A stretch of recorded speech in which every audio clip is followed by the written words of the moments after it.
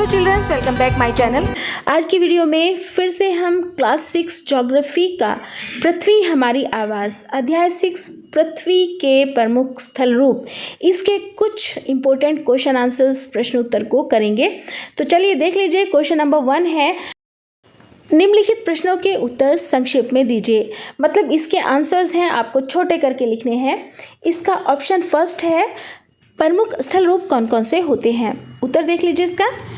पृथ्वी के प्रमुख स्थल रूप निम्नलिखित हैं। नंबर 1 पर्वत, नंबर 2 पठार, नंबर 3 मैदान। तो इनको लिखेंगे पर्वत, पठार, मैदान। सेकंड क्वेश्चन है इसका, पर्वत और पठार में क्या अंतर है। मतलब यहाँ पर आपको बताना है कि पर्वत क्या होते हैं और पठार क्या होते हैं, दोनों अलग अलग कैसे हैं, एक दूसरे से इनमें अंतर क्या है। तो उत्तर देख लीजिए। पर्वत जो होते हैं उनका शिखर छोटा होता है, जबकि पठार ऊपरी भाग जो होता है पठार का वो मेज की तरह समान और सपाट होता है। ठीक है। पर्वतों की तुलना में एक पठार आमतौर पर ऊंचाई से कम होता है। पर्वत ऊंचे होते हैं और पठार की जो ऊंचाई होती है वो कम होती है। पर्वतों से वन संपदा, जड़ी बूटी प्राप्त की जा सकती है, जबकि पठार में विभिन्न तरह के खनिज पदार्थ प्राप्त किए जाते हैं। पर्वतों के उदाहरण है हिमालय, अरावली, माउंट एवरेस्ट आदि, और पठार का उदाहरण है तिब्बत का पठार, दक्कन का पठार आदि। अब नेक्स्ट क्वेश्चन देख लीजिए। पर्वतों के विभिन्न प्रकार कौन कौन से हैं। उत्तर है इसका, पर्वत जो होते हैं वो 3 प्रकार के होते हैं, 3 तरह के होते हैं। नंबर 1 है वलित पर्वत, नंबर 2 है इसका बृहस्पति पर्वत, तथा नंबर 3 है इसका ज्वालामुखी पर्वत। तो ये पर्वतों के पहाड़ के 3 प्रकार होते हैं, टाइप होते हैं। नेक्स्ट क्वेश्चन है, मनुष्य के लिए पर्वत किस तरह से उपयोगी होते हैं।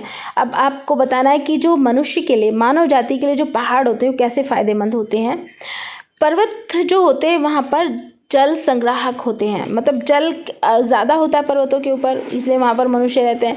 बहुत सी नदियों का जो स्रोत होता है पर्वतों में स्थित हिमनियों में ही होता है, क्योंकि बहुत सी जो नदियाँ होती हैं वो पर्वतों से जो हिम पिघलता है, बर्फ़ पिघलता है, उसी से बनती हैं। पर्वतों का जल का उपयोग सिंचाई और पनबिजली के लिए भी यूज़ किया जाता है, क्योंकि पर्वतों पर जो ज़्यादा पानी होता है, बर्फ़ पिघलता है, इसलिए वहाँ पर नदियाँ, बहुत सारी नदियाँ भी होती हैं उसकी वजह से, और इसलिए उस जल का प्रयोग हम किस सिंचाई के लिए करते हैं, खेती के, और जो पानी से बिजली तैयार की जाती है उसके लिए भी करते हैं। और पर्वतों के ऊपर अलग अलग प्रकार की जो जड़ी बूटियाँ होती है, अलग अलग तरह की जो जड़ी बूटियाँ होती है वो भी पाई जाती है, और जीव जंतु भी पाए जाते हैं, जो हमारे लिए बहुत ज़्यादा उपयोगी होते हैं, फ़ायदेमंद होते हैं। सैलानियों के लिए भी पर्वतीय भाग बहुत अच्छा माना जाता है, क्योंकि घूमने की अच्छी जगह होती है, इसमें एंटरटेनमेंट बहुत अच्छा होता है, पर्वतों पर खुशी मिलती है जाकर। नेक्स्ट क्वेश्चन है, मैदानों का निर्माण किस प्रकार से होता है, मतलब मैदान कैसे बनते हैं, इसको बताना है। उत्तर देख लीजिए। अधिकांश मैदानों का निर्माण नदियों तथा उनकी सहायक नदियों के द्वारा होता है, मतलब नदियों से होता है या फिर उनसे बनी हुई जो नदियों से नदियाँ बनती उनसे होता है। होता क्या है कि नदियाँ पर्वतों के ढालों पर नीचे की ओर बहना शुरू कर देती है और उन्हें अपरदित कर देती है।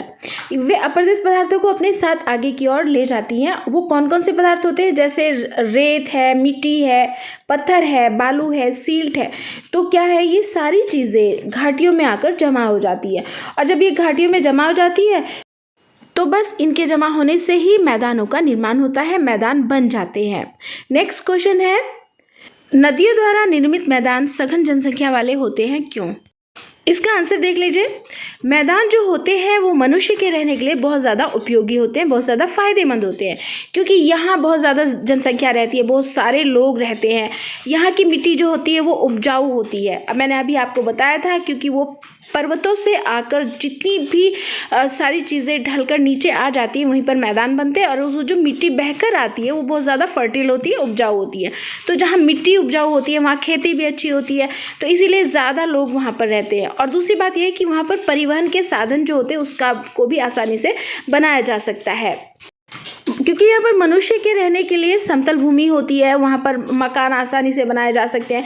तो इसीलिए नदियों द्वारा निर्मित जो मैदान होते हैं वहाँ पर सघन जनसंख्या होती है, मतलब जनसंख्या जो होती है वो बहुत ज़्यादा होती है, घनी जनसंख्या वहाँ पर रहती है, घने लोग, बहुत सारे लोग वहाँ पर रहते हैं। तो ये इसका आंसर है। नेक्स्ट क्वेश्चन है, पर्वतों में जनसंख्या कम होती है, ऐसा क्यों होता है। मतलब पहाड़ी जगहों पर जो है जनसंख्या बहुत कम होती है, ऐसा क्यों होता है। इसका आंसर है, कठोर जलवायु होती है। कठोर जलवायु होने की वजह से पर्वतीय क्षेत्र में बहुत कम लोग रहते हैं।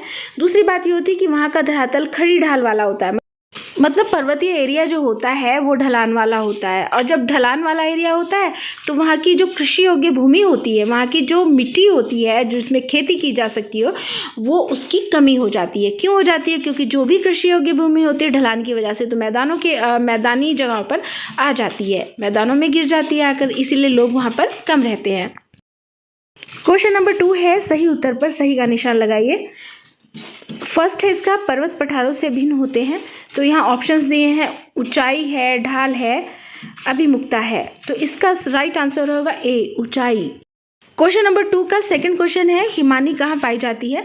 कुछ ऑप्शंस दिए हैं जैसे पर्वतों में, मैदानों में और पठारों में। तो इसका राइट आंसर होगा पर्वतों में, राइट टिक देंगे पर्वतों में, क को। थर्ड है इसका, दक्कन पठार कहाँ स्थित है? ऑप्शंस दिए हैं, केन्या में, ऑस्ट्रेलिया में, भारत में। तो इसका राइट आंसर होगा भारत में, ग को यहाँ पर हम राइट टिक देंगे। फोर्थ है, यांगत्से नदी कहाँ बहती है? तो इसके कुछ ऑप्शंस हैं, क है दक्षिण अफ्रीका, ख है ऑस्ट्रेलिया, ग है चीन। तो इसका राइट टिक देंगे हम, ग को, चीन।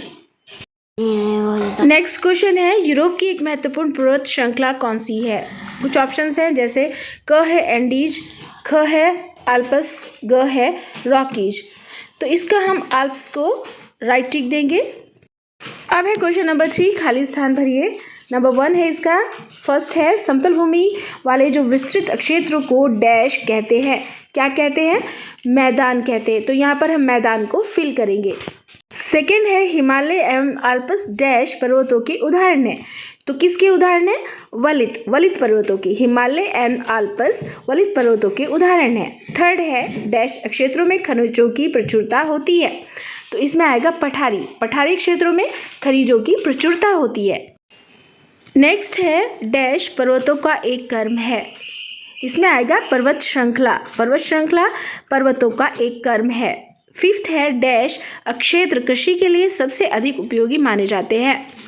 तो क्या है? इसमें मैदानी क्षेत्र कृषि के लिए सबसे अधिक उत्पादक क्षेत्र है। ओके स्टूडेंट्स, मिलते हैं फिर नेक्स्ट वीडियो में। Like, share and subscribe this video. Thank you.